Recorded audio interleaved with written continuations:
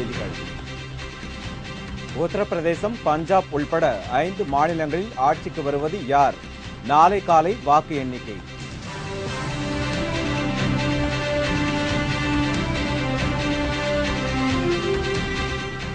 கூடங்குளம் அணு உலையை திறக்க தமிழக அரசு ஆதரவு அளிக்குமா? அமைச்சரவையில் எடுத்த முடிவை வெளியிட முடியாமல் தவிப்பு.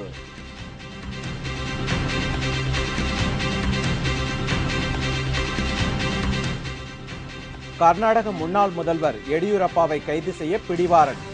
பெங்களூர் லோக் ஆயுக்தா நீதிமன்றம் நடவடிக்கை.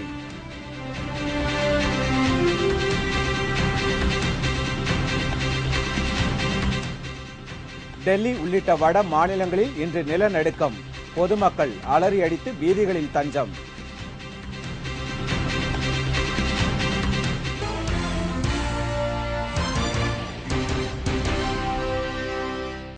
வணக்கம். விரிவான செய்திகள். உத்தரப்பிரதேசம், உத்தரகாண்ட் உள்ளிட்ட 5 மாநில சட்டப்பேரவை தேர்தலில் பதிவான வாக்குகள் நாளை எண்ணப்படுகின்றன. வாக்கு எண்ணிக்கை தொடங்கி 4 மணி நேரத்தில் முடிவுகள் தெரிந்துவிடும். உத்தரப்பிரதேசம், உத்தரகாண்ட், மணிப்பூர், கோவா மற்றும் பஞ்சாப் ஆகிய மாநிலங்களில் கடந்த 1 மாத காலமாக சட்டப்பேரவை தேர்தல் நடைபெற்றது. இவற்றில் மணிப்பூர் தவிர மற்ற அனைத்து மாநிலங்களிலும் அமைதியான முறையில் தேர்தல் நடைபெற்று வாக்குப்பெட்டிகள் அனைத்தும் ஆயுதமேந்திய போலீசாரின் பாதுகாப்பில் வைக்கப்பட்டுள்ளது. இந்நிலையில் நாளை காலை வாக்கு எண்ணிக்கை தொடங்கிய 4 மணி நேரத்தில் முடிவுகள் அனைத்தும் தெரியவரும் என்று எதிர்பார்க்கப்படுகிறது. தேர்தலுக்கு முந்தைய பிந்தைய கருத்து கணிப்புகள் உண்மையா பொய்யா என்பது நாளை மதியம் தெரிந்துவிடும். உத்தரப்பிரதேச மாநிலத்தில் வெற்றி பெறும் கட்சியே நாடாளுமன்ற தேர்தலில் அதிக ஆதிக்கம் செலுத்தும் என்பதால் காங்கிரஸ், பாஜக உள்ளிட்ட கட்சிகள் தேர்தல் முடிவுகளை மிகவும் ஆர்வமுடன் எதிர்பார்த்துள்ளன. தமிழக அமைச்சரவை கூட்டத்தில் கூடங்குளம் குறித்து முக்கிய முடிவு எடுக்கப்பட்டுள்ளது. ஆனால் அதனை வெளியிட அதிமுக அரசு தயங்கி வருகிறது. கூடங்குளம் எதிர்ப்பு போராட்ட குழுவின் போராட்டம் நாளுக்கு நாள் அதிகரித்து வரும் சூழலில் அது குறித்தும் மின்வெட்டு குறித்தும் முக்கிய முடிவு எடுப்பதற்காக முதல்வர் ஜெயலலிதா இன்று அமைச்சரவை கூட்டத்தை கூட்டி ஆலோசனை நடத்தினார். கூட்டத்தில் கூடங்குளம் குறித்து முக்கிய முடிவு எடுக்கப்பட்டதாக கூறப்படுகிறது. ஆனால் தமிழக அரசு சார்பில் அது குறித்து எந்தவித தகவலும் வெளியிடப்படவில்லை. கூடங்குளம் குறித்த முக்கிய முடிவு என்பதால் அதனை வெளியிட்டால் பிரச்சனை பெரிதாகும் என்பதால் அதிமுக அரசு அதனை வெளியிடலாமா வேண்டாமா என்று திணறி வருகிறது. ஆனால் சில மாதங்களுக்கு முன்பு கூடங்குளம் அணு உலை திறக்கப்பட வேண்டும் என்று ஜெயலலிதா கூறியிருந்தது குறிப்பிடத்தக்கது. முன்னதாக அமைச்சரவை கூட்டத்தின் நடுவே தமிழக அரசின் அடுத்த பட்ஜெட் குறித்தும் ஆலோசனை நடத்தப்பட்டதாக கூறப்படுகிறது. தங்களது கோரிக்கைகள் நிறைவேறும் வரை போராட்டம் தொடரும் என்று எல்பிஜி டேங்கர் லாரி உரிமையாளர்கள் தெரிவித்துள்ளனர். புதிய வாடகை ஒப்பந்தம் உள்ளிட்ட பல்வேறு கோரிக்கைகளை வலியுறுத்தி எல்பிஜி டேங்கர் லாரிகள் கடந்த 5 நாட்களாக வேலை நிறுத்தத்தில் ஈடுபட்டுள்ளனர். இந்நிலையில் சென்னையில் நேற்று முன்தினம் நடைபெற்ற முத்தரப்பு பேச்சுவார்த்தையில் எண்ணெய் நிறுவன அதிகாரிகள் கூறிய புதிய வாடகை ஒப்பந்த கட்டணத்தை ஏற்பதா வேண்டாமா என்பது குறித்து நாமக்கல்லில் இன்று டேங்கர் லாரி உரிமையாளர்களின் பொதுக்குழு கூட்டம் நடைபெற்றது. சங்கத் தலைவர் பொன்னம்பலம் உள்ளிட்ட முக்கிய நபர்கள் கலந்து கொண்டுள்ள இந்த கூட்டத்தில் தங்களின் கோரிக்கைகள் நிறைவேறும் வரை போராட்டம் தொடரும் என்று முடிவு எடுக்கப்பட்டுள்ளது.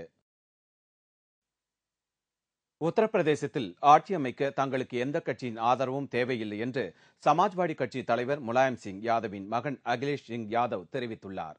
உத்தரப்பிரதேசம், உத்தரகாண்ட், மணிப்பூர், கோவா மற்றும் பஞ்சாப் ஆகிய மாநிலங்களில் கடந்த 1 மாத காலமாக சட்டப்பேரவை தேர்தல் நடைபெற்றது. இதில் பதிவான வாக்குகள் நாளை எண்ணப்படுகின்றன. இந்நிலையில் தேர்தலுக்கு பிந்தைய கருத்து கணிப்பில் சமாஜ்வாடி கட்சி பெரும்பான்மையான இடங்களில் வெற்றி பெறும் என்று தெரிவிக்கப்பட்டிருந்தது. தேர்தல் குறித்து கருத்து தெரிவித்துள்ள சமாஜ்வாடி கட்சி தலைவர் முலாயம் சிங் யாதவின் மகன் அகிலேஷ் யாதவ் உத்தரப்பிரதேசத்தில் தங்களின் கட்சி வெற்றி பெறும் என்றும் ஆட்சி அமைக்க யாருடைய ஆதரவும் தேவையில்லை என்றும் தெரிவித்துள்ளார். டெல்லி மற்றும் அதன் சுற்று வட்டார பகுதிகளில் இன்று மதியம் ஏற்பட்ட திடீர் நிலநடுக்கத்தால் அலுவலகம் மற்றும் வீடுகளில் இருந்த பொதுமக்கள் அலறியடித்துக் கொண்டு வெளியே ஓடினர். சுமார் 10 வினாடிகள் வரை இந்த நிலநடுக்கம் ஏற்பட்டதாக பொதுமக்கள் தெரிவித்துள்ளனர். டெல்லியில் இன்று மதியம் 1 மணி அளவில் சுமார் 10 வினாடிகள் திடீர் நிலநடுக்கம் ஏற்பட்டது. அது மட்டுமல்லாமல் வட இந்திய பகுதிகளான நொய்டா, குர்கான், காசியாபாத், அம்பாலா மற்றும் உத்தரப்பிரதேசம், ராஜஸ்தான், பஞ்சாப், ஹரியானா ஆகிய மாநிலங்களிலும் இந்த நிலநடுக்கம் உணரப்பட்டது. ரிக்டர் அளவுகோலில் 5 என்று பதிவான இந்த நிலநடுக்கத்தால் அலுவலகம் மற்றும் வீடுகளில் இருந்த பொதுமக்கள் அலறியடித்துக் கொண்டு வெளியே ஓடி வந்தனர். ஹரியானா மாநிலம் பகதூர்கார் என்ற இடத்தை மையமாக கொண்டு பூமிக்கு அடியில் 20 கிலோமீட்டர் ஆழத்தில் இந்த நிலநடுக்கம் ஏற்பட்டது.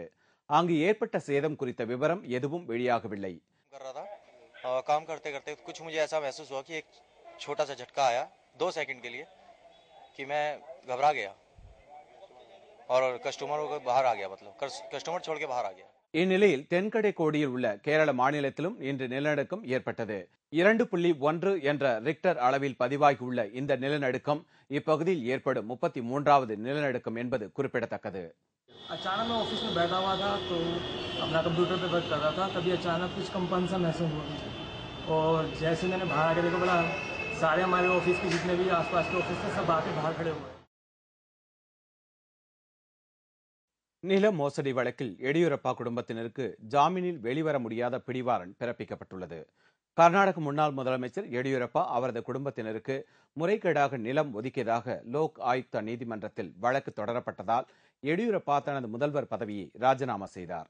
அதைத் தொடர்ந்து நில மோசடி தொடர்பாக கைது செய்யப்பட்டு தற்போது ஜாமீனில் உள்ள எடியூரப்பா மீதும் அவரது குடும்பத்தினர் மீதும் லோக் ஆயுக்தா நீதிமன்றத்தில் 2 வழக்குகள் நடைபெற்று வருகின்றன. கடந்த மாதம் தொடங்கிய இந்த வழக்கின் விசாரணைக்கு இதுவரை 3 முறை சம்மன் அனுப்பியும் எடியூரப்பா மற்றும் அவரது குடும்பத்தினர் நீதிமன்றத்தில் ஆஜராகாததால் எடியூரப்பா அவரது 2 மகன்கள், மருமகன் மற்றும் முன்னாள் அமைச்சர் கிருஷ்ணய்யா ஷெட்டி ஆகியோருக்கு ஜாமீனில் வெளிவர முடியாத பிடிவாரண்ட் பிறப்பிக்கப்பட்டுள்ளது. இந்த மாதம் 24ஆம் தேதி நடைபெறும் விசாரணையில் எடியூரப்பா கட்டாயம் ஆஜராக வேண்டும் என்றும், இல்லாவிட்டால் அன்றைய தினம் கட்டாயம் கைது செய்யப்படலாம் என்று தெரிகிறது.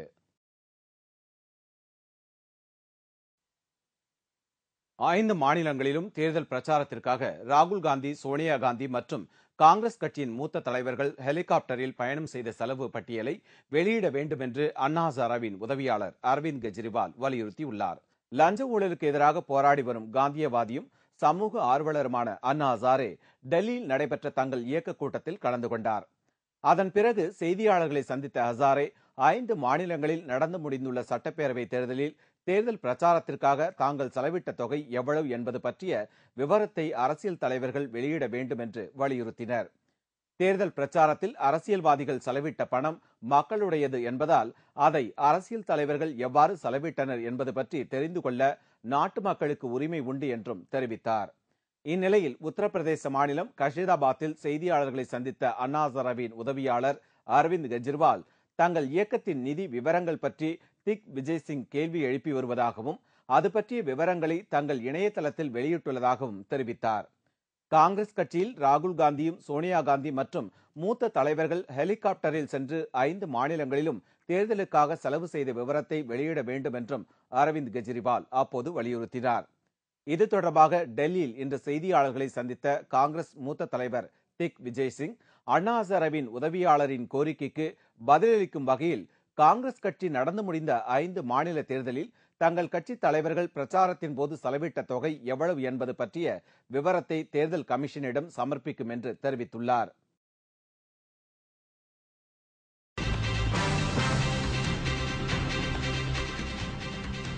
அரசு நிதி உதவி பெறும் பள்ளியில் 23 லட்சம் ரூபாய் பணம் பறிமுதல்.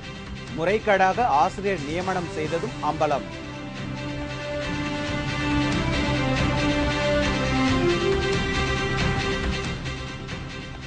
பெங்களூருவில் நடைபெற்ற ஒயின் திருவிழா, ஏராளமானோர் பங்கேற்பு மற்றும் பல செய்திகள் விளம்பர இடைவேளைக்கு பிறகு.